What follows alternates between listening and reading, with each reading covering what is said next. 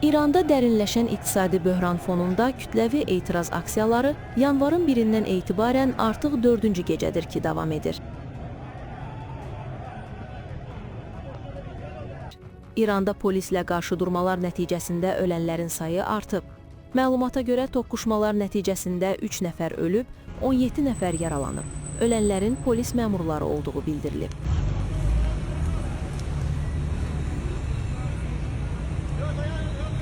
Analitiklərin fikrincə, İranda etirazların uzunmüddətli xarakter alması iqtisadi problemlərin təkcə qısa müddətli dalğalanma deyil, sistemli böhran mərhələsinə keçdiyini göstərir. Ekspertlər xəbərdarlıq edirlər ki, hakimiyyət real islahat addımları atmadığı təqdirdə etirazların miqyası daha da genişlənə bilər. Etirazçılar hər yerə od vurub yandırırlar.